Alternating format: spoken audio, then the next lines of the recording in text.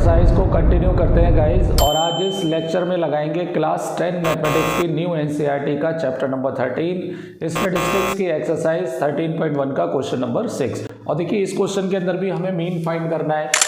Exercise 13.1 में सारे questions के अंदर हमें क्या फाइंड करना है, मीन फाइंड करना है। और मीन फाइंड करने के हमारे पास तीन मेथड हैं। पहला मेथड है आपका डायरेक्ट मेथड, दूसरा मेथड है आपका एज्यूम मीन मेथड, और तीसरा है स्टेप डेविएशन मेथड। अब देखते हैं इस क्वेश्चन के अंदर कौन सा मेथड ज़्यादा सुटेबल रहता है फॉर कैलकुलेशन पर्पज से। तो देखिए क्वेश्चन रीड करते हैं। देखिए क्वेश्चन के अंदर क्या गिवन है। The table below shows the daily expenditure on food of 25 house hold in a locality. 25 घरों का आपको डेली एक्सपेंडिचर दे रखा है। तो डेली एक्सपेंडिचर क्लास इंटरवल सबसे पहले हम लिख लेते हैं। तो देखिए daily expenditure means class interval कहाँ से कहाँ, 100 to 150 रुपीज़, फिर 150 से 200 रुपीज़, फिर 200 से 250 रुपीज़, और 250 से 300 रुपीज़। कहाँ तक है ये? 350 तक है। 300 रुपीज़ से 350 रुपीज़। और नंबर ऑफ हाउस होल्ड कितने कितने हैं? टोटल आपको 25 दे रखे हैं। तो यहाँ पर सिग्मा एफ अपने को कितना दे रखा है? 25। 4, 5, 12, 2, 2। इस डेटा को पहले रीड करिए। 4 घर हैं जिसके अंदर 100 से 150 रुपए का डेली का एक्सपेंडिचर है, और ऐसे घर 5 है जिसमें 150 से 200 रुपए तक का डेली का एक्सपेंडिचर है। तो ये डेटा को आप इस तरह से रीड कर सकते हैं। अगर अपने को मेथड लगाना है मीन निकालने के लिए, तो सबसे पहले आप क्लास मार्क निकालेंगे। क्या निकालेंगे? Class mark. और क्लास मार्क को हम x से दिखाते हैं। कैसे निकलता है class mark? Upper limit plus lower limit by 2। तो अपर लिमिट कितना है? 150 प्लस 100, लोअर लिमिट कितना है? 100। 2 से डिवाइड कर दीजिए तो कितना हो गया? 250 अपॉन 2 इक्वल टू कितना हो गया? 125। तो पहले इंटरवल का क्लास मार्क कितना है? 125। क्लास मार्क मीन्स इसकी मीन वैल्यू, तो कितनी आई? 125। अब ये कंटिन्यूस इंटरवल है, तो इसमें जितने का गैप है उतना बढ़ाते चले जाइए। 50-50 का गैप है, तो ये कितना आएगा? 175, ये आएगा 225, ये आएगा 275, ये आएगा 325।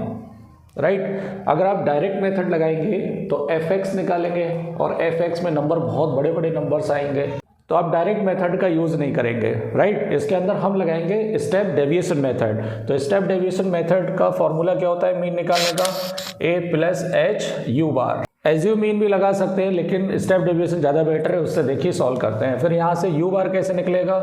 Sigma f you upon sigma F. और u कैसे निकलेगा? d upon h। और d कैसे निकलेगा? x minus a। और a क्या होता है? Assume mean. तो एज्यूम मीन क्लास मार्क में से लेंगे 1, 2, 3, 4, 5। तो बीच का नंबर क्या हो गया? एज्यूम मीन हो गया। एज्यूम मीन आ गया। अब d निकालिए। d कैसे निकालेंगे? x minus a। सारे नंबर में से ये नंबर माइनस करते चले आइए। इसमें से इसे माइनस करेंगे तो कितना आएगा? बताइए कितने का गैप आएगा यहाँ पर? 100 का, और वो भी किस में? माइनस में। फिर कितने का आएगा? -50। फिर कितना? 0। फिर कितना? 50। फिर कितना? 100। अगर अभी मैं एज्यूम मीन लगा दूँ, अभी भी नंबर बड़े बड़े हैं देखिए, है ना। तो इसलिए अभी एज्यूम मीन नहीं लगाएंगे, सीधा कौन सा लगाएंगे? स्टेप डेविएशन लगाएंगे। अब यहाँ से आप क्या निकालेंगे? u क्या होता है? d अपॉन h, और h होता है क्लास विड्थ। इन दोनों जो भी क्लास इंटरवल दे रखे हैं इनके बीच का कितना गैप है? 50-50 का गैप है। तो सारे d की वैल्यू को हम h से मतलब 50 से क्या करेंगे? डिवाइड करेंगे। 50 से डिवाइड करेंगे 2, -1, 0, 1, 2। अब देखिए अब सिंपल हो गया ये। अब एफ यू बहुत सिंपल हो जाएगा, आप इसी का यूज़ करेंगे। तो एफ और यू का मल्टीप्लाई करेंगे। एफ ये है 4 2 जा 8, माइनस का 8 आएगा, 5 1 जा 5, 12 0 जा 0, 2 1 जा 2, 2 2 जा 4। यहाँ से सिग्मा एफ यू निकालेंगे।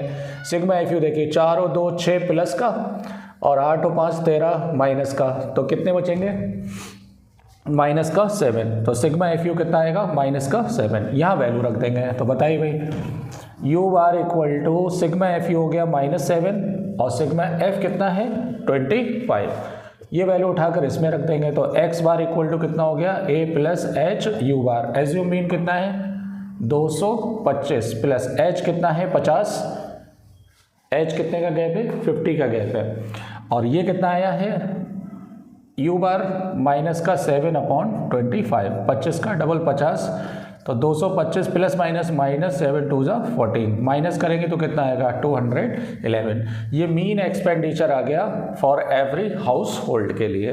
तो देखिए कोशिश करिए कि आप स्टेप डेविएशन मेथड को ही आप ज़्यादा प्रैक्टिस करें। स्टेप डेविएशन मेथड से वैल्यूज़ छोटी छोटी हो जाती है और कैलकुलेशन करने में भी आसानी होती है। तो अगर आपको ये वीडियो पसंद आया हो तो चैनल को सब्सक्राइब करें, वीडियो को लाइक करें, बेल आइकन को जरूर दबाएं आगे के क्वेश्चंस के नोटिफिकेशन के लिए। Thank you.